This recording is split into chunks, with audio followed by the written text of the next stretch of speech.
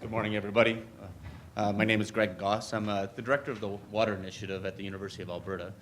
And they essentially gave me about 10 minutes to give you an outline of what's happening at the University of Alberta and what we're trying to do in terms of collaborative multidisciplinary partnerships, which is a compression of a very large series of presentations. So, but feel free to take a look at our website and come up and see me afterwards.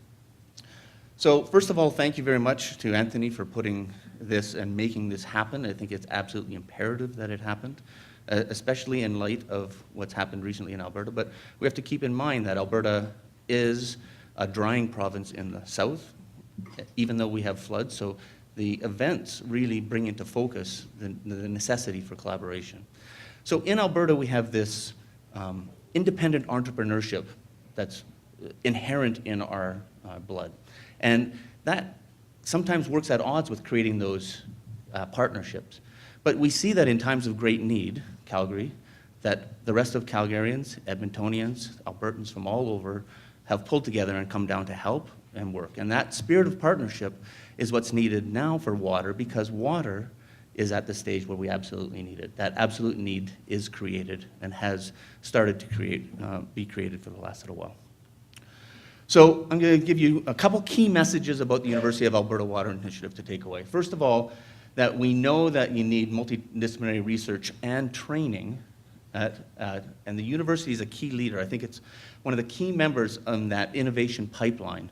And so working with NGOs, WPACs, industry, government is all necessary. The university is one of those key leaders, and I'll show you what we do at the university.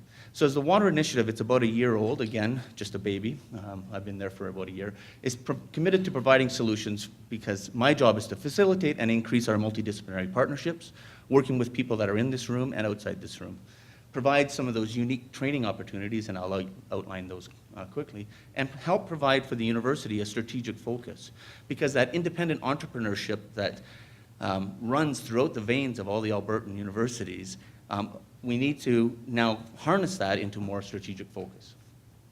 So Alberta has a lot of problems in water, and the challenges are really the global challenges. And really we are at that nexus where we have semi-arid regions in the south. We have a very much less water demand in the north as a percentage of the total water amount. We have glaciers, we have groundwater, we have a huge amount of issues in the province, and what we really need to do is come together to solve these. So with all these issues facing us, we're really at the nexus of the energy, water, food junction.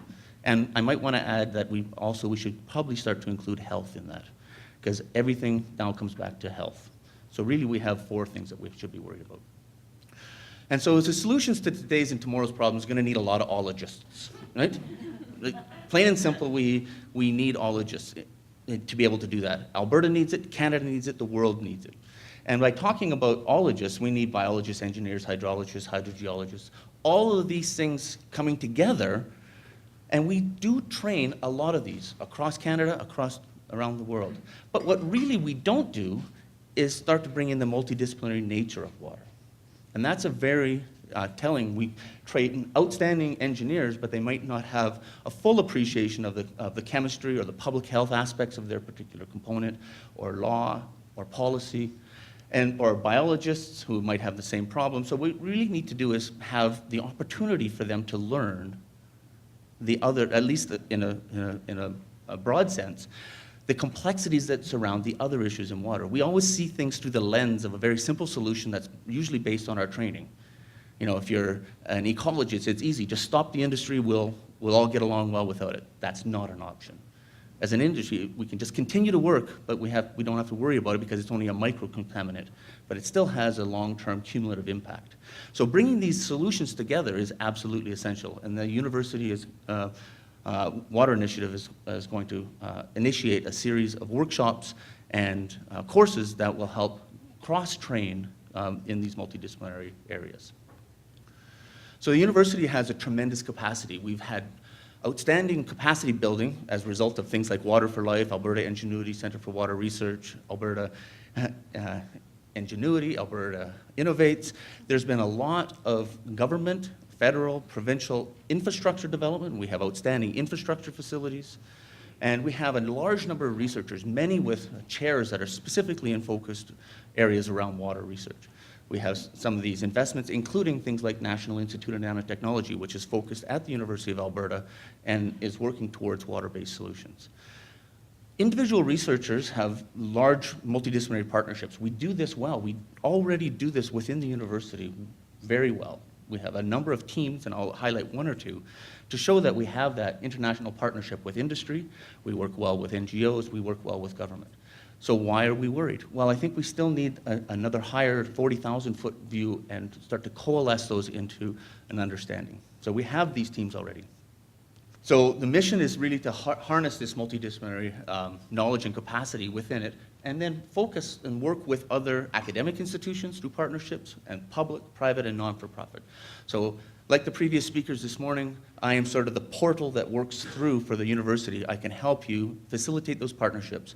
And we've demonstrated this with our recent Alberta Innovates funding, where of the 18 projects, 9 were funded within the University of Alberta. I worked hard to make sure that we met the objectives, but also gathered the information and personnel from around the province that were needed to solve the issues.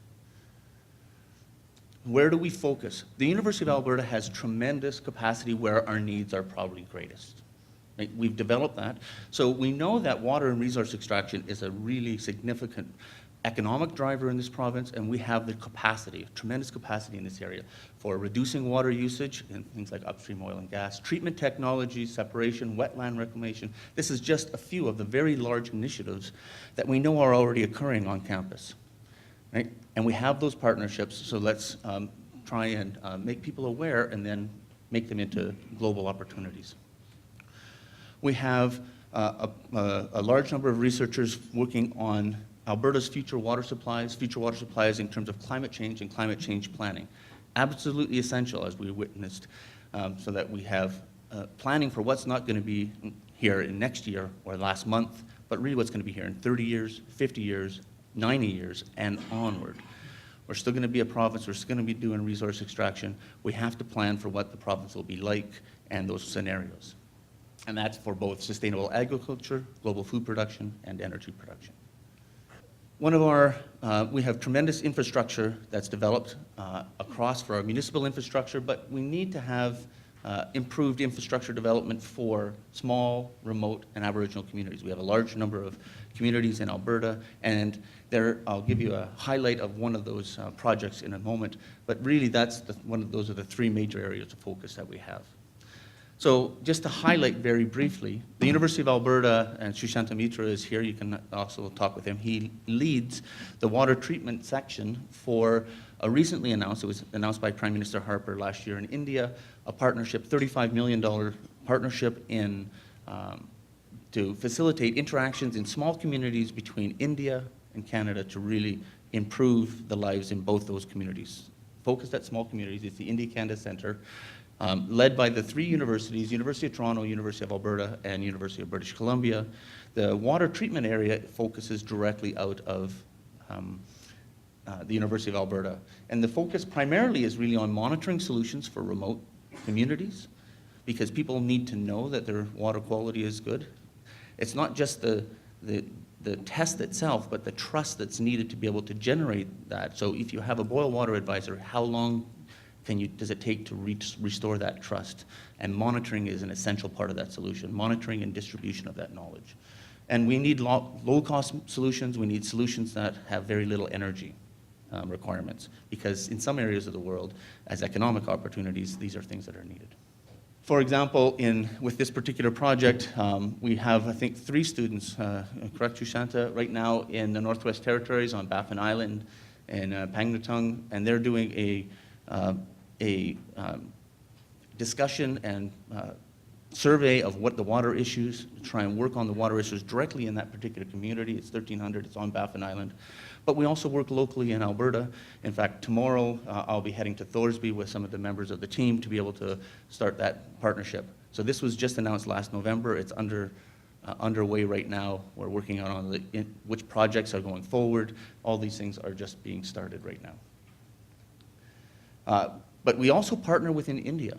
So it creates an opportunity on an economic sense as well, because economically, India is a huge market for our innovative solutions, but they have different challenges. They have certainly very arid regions, they have explosive growth, they have disabled infrastructure in often cases. So there's other components that go into infrastructure planning as well as part of that IC impacts, and we have partnerships within a couple communities. We would like to extend these kind of partnerships to other communities around Alberta in the north, but again, that depends on other partnerships and funding that we would have. We'd like to take this thread and turn it into a braided rope by adding more threads around it.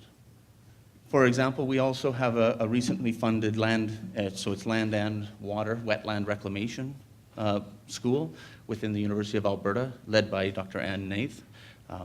And so this is really looking at management and sustainability with regards primarily to the mining sector. So what do we need in wetland? Because this provides studentship opportunities for international students to come in, learn not only the mechanisms of how to do it, but how to do the social engagement, how to do the social and economic policy. And so this type of model really needs to be facilitated and improved and expanded upon. And so we have that capacity, and I think that's something that we want to continue. So what are we really looking for? All of us in this room, we all look for different things, but really in the end, what we're looking for is water for healthy rivers and lakes, for healthy wetlands. We need to have a healthy economy.